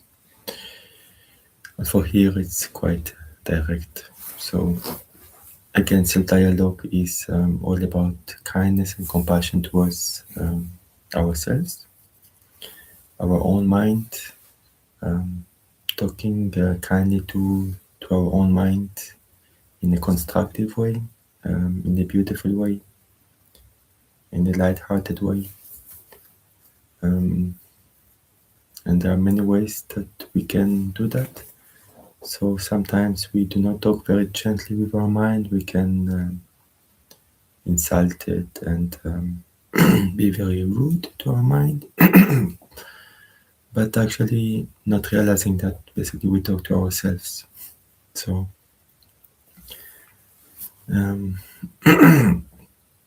whatever we do is based on our habits mostly. So if our habits are not ideal, then possibly it's what we fashioned our mind to do. It's like a mold. We are molding our mind in the shape of our habits. Or the habit shape our mind, basically. Whatever we do consistently and regularly, that becomes part of our mind, our habits.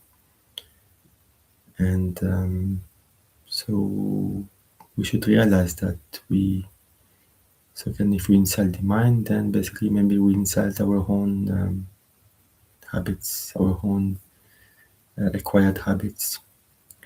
And we can change. We can change our habits and become happier by doing so. So that's why we need cooperation from our mind. Our mind wishes to cooperate. Our mind is a wonderful instrument, but like all instruments, it can be used for good and not so good. So we should open our eyes, open our hearts, open our mind to change. And that starts with positive self-talk. So how do we talk positively to ourselves? There are many ways. Prayer is a positive self-talk. Usually prayers are positive, hopefully. We pray for good things, pray for others. The highest prayer is the one that prays for all beings, universal kindness and compassion, including ourselves, of course. So prayer can be either pre-made, like you make your own prayer. Write down and then you always say the same prayer. Or could be from a scripture.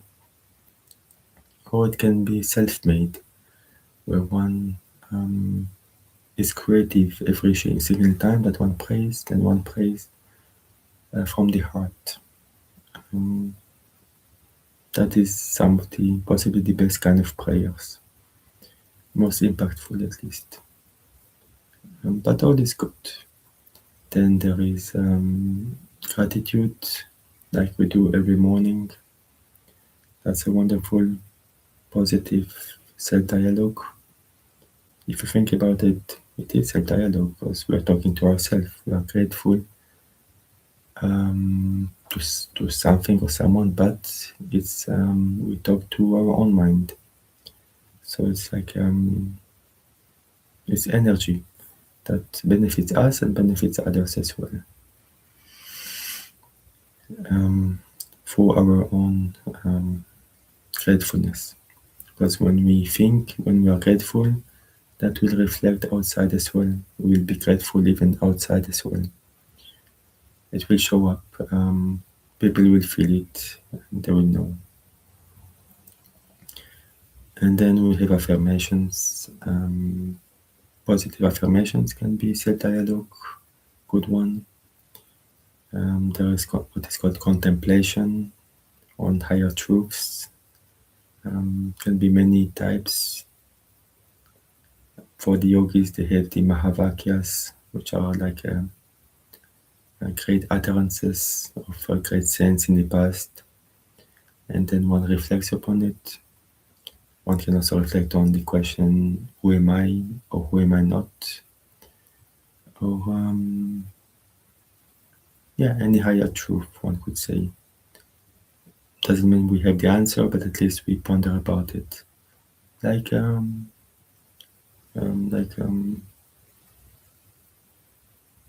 anything like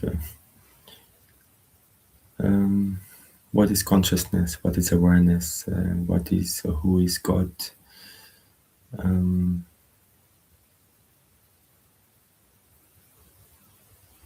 who are people, what is the difference between me and others. It's a wonderful, subtle questions. Like, why am I me and am I not you? Something like that. What makes me me, and you? It's very, very profound and impossible to answer, basically. So awareness is something magical, something wonderful and amazing. That we are conscious beings. We know who we are in a sense. I mean, we know that we exist, but we don't really know like what exactly we are.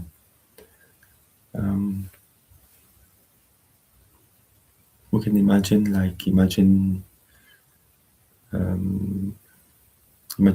a world where there is no mirrors, and then we never see each other. I mean, we never see ourselves, then we don't really know how we look. We can look at others and we can think maybe that's how I look, but I have no idea. So but then we see suddenly a mirror, then we see ourselves, and then okay, I am that. Maybe one doesn't even know that one is looks like the humans, because one sees humans and all the other species.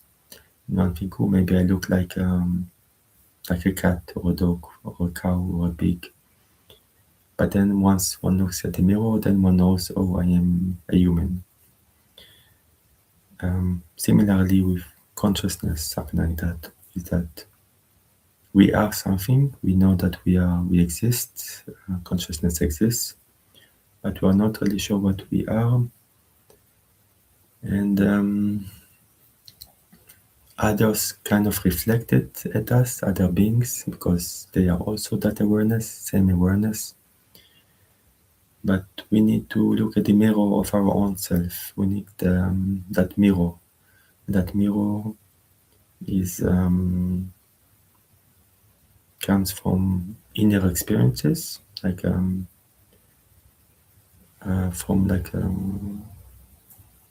can come from meditation, it can from inquiry on the who am I, come from like wonderful spiritual states of consciousness. And then we advance on this journey, on this adventure of discovering who we are. So in a way, the entire spiritual practice is trying to answer that question, who am I? It's a beautiful thing to ask, and to also realize that we are all one, and the same, deep down. All beings are wonderful and divine in their heart of hearts. Sometimes they are veiled, and this veil creates illusion, and this illusion creates all the issues in the world. But if we remove those veils, remove this illusion, then we discover that we are a wonderful, divine, kind, peaceful being. That every single being that we meet is basically the same divine being. That they know it or not, it doesn't matter. Some take some time to learn, others less, but it's a journey, it's an adventure, it's a wonderful adventure. And yeah, in this body, that's where we are, it's our home, the home of the awareness of the soul. Like it is said that the Lord hides in the heart,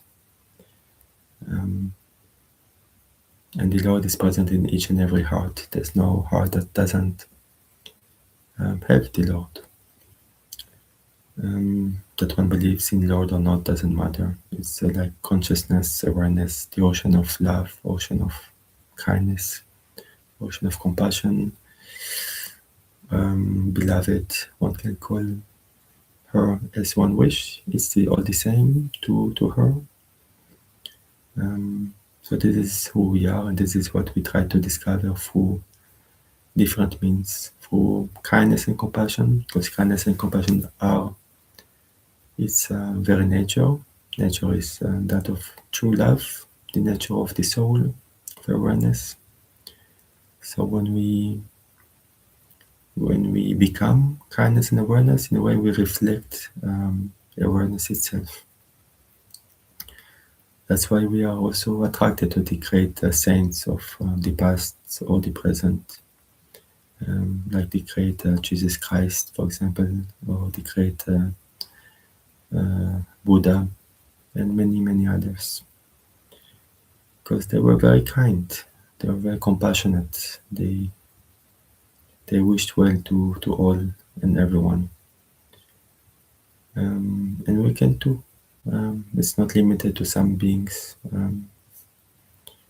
We can all become Christs if we really know how to, and we have the wish to, and we believe that it is possible. Not that it is easy, but it is possible.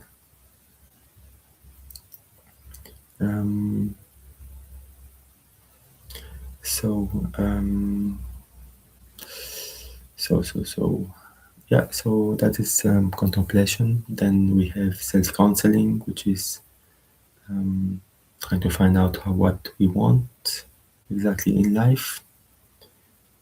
What are the our goals and wishes in life? What do we wish to accomplish? What is kind of our purpose in life? One could say we all have a purpose, but sometimes we forget it maybe. Whatever that may be, it's as long as it is positive, it's okay. So one can maybe wants to become very good at sports, any sports or logic sports, or board games, or art, sculpture, music, dance, actors, acting. So many interesting things to do in this world. And also, ultimately, what we really wish deep down, every one of us, is to know who we are. We often return to this. And for this, that's what spirituality is all about, is trying to answer that question, to yeah, to understand that and to go on that incredible adventure. And it's a lot of it is done through meditation. So it's like there are three aspects. One is virtues, developing virtues, extremely important. Without it, nothing else makes sense. Developing what is called samadhi, meditation, tranquility, peace, rapture, bliss, and then developing wisdom. All three of those aspects go together. This is what the Buddha taught, and makes sense, very logical. So yeah, self-counseling, trying to find out what we really want in life, our goal, aspirations. And also self-counseling, so we try to counsel ourselves if we have any issue, we try to see how to resolve it, or if we have any habits that we want to acquire, how to acquire that habits, how to go vegan, for example. It's a wonderful question. Maybe a question also, should I go vegan?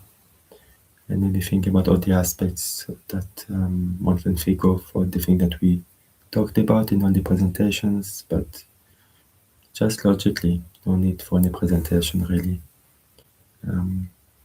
Kindness and compassion doesn't need any reason, just kindness and compassion, pure and simple. So yeah, and so that's one aspect. And finally, there is the friendship with mind, where we are friend with the mind, making friend with the mind. We talk with our mind in a beautiful, kind, peaceful way. So okay, so now let's practice this for. We're going to do it for 9 minutes. So I'm going to ring the bell to start and ring the bell at the end. So you don't have to count. Look at the watch.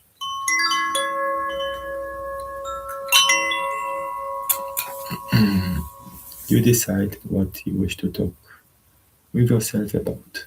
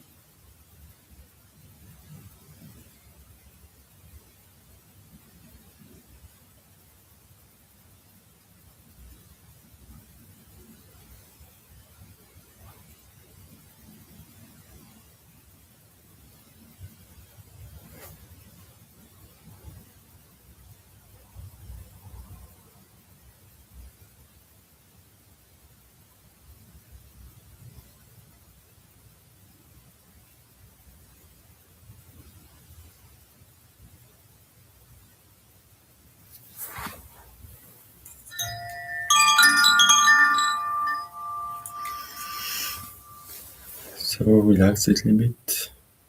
And now we're going to pass to the meditations. Meditation is where we try to do a bit the opposite. So not follow the thoughts, not think at all. When thoughts come, we just basically ignore them. We don't suppress them, but we ignore them. It's like clouds. We let the clouds pass, like very gently, very peacefully, very naturally. It's not easy, but yeah, that's the idea. So we're going to watch the breath like we did before. Let's watch the sensation of the breath in the nostrils, or the hot and cold air coming in and out, or the sensation of the air in the upper lips. And we can do also think in when we inhale, out when we exhale, like think. Inhalation, exhalation always naturally, so it's not controlled breath, it's really natural breath, as if we are looking at ourselves from a distance or someone deep breathing. So really we don't inhale, exhale like controllably, so it's not like 4 seconds in, 4 seconds out, no. As the breath wants, that's where the breath will go. Doesn't matter, short, long, whatever. So for that we really need to relax the belly and not think about the breath, just watch it. And we can also count the breaths like from 1 to 5 and then back to 1. So each inhalation exhalation is like one number. Then we increase to 2, 3, 4, 5, then back to 1 and so on. And this we can leave after some time when the mind settles down. And just watch the sensation of the breath. And not follow the thoughts as much as possible. So we try also to be as still as possible, so as comfortable and still.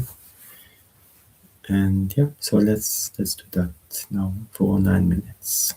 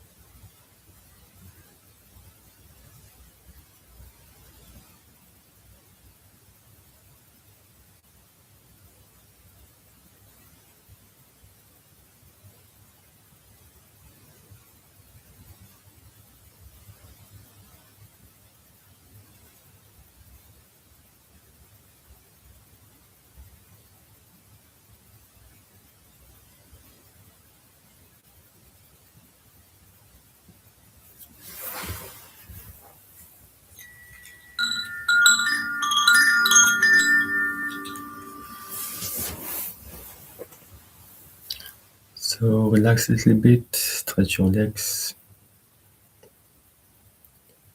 and then we'll do our um, last practice of this morning, 9 minutes meditation again. And yeah, so just relax.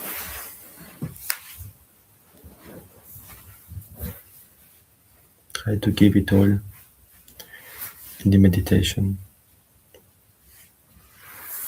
As the saying goes, give it all you've got.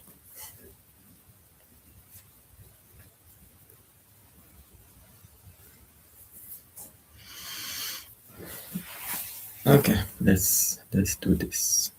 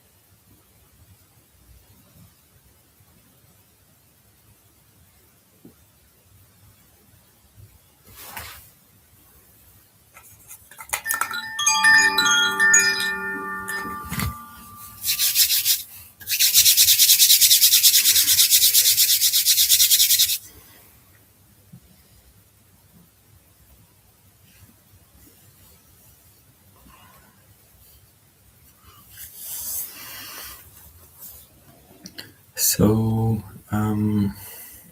that concludes our practice for today. So to recap, this the presentation today was about some misconceptions about the vegan lifestyle, some frequently asked questions that often pops up, like what about proteins, what about calcium, but there are many more. Maybe I will, maybe some future presentation will be about that. So the other questions, but those are very interesting questions. They're just misconceptions because, like proteins, in at least in most countries, there are no protein deficiency. It's very rare. It's really only if we don't eat enough. It can come from malnutrition. But if we eat enough, then we'll get enough proteins. Proteins are not only in meat. Plants have them in abundance. And we can skip the middle animal to get it. It's it's a much better source. And so thank you so much for being here and for your compassionate heart. And I wish you a wonderful, wonderful, wonderful day with the best of wishes. And hope to see you soon. Bye bye.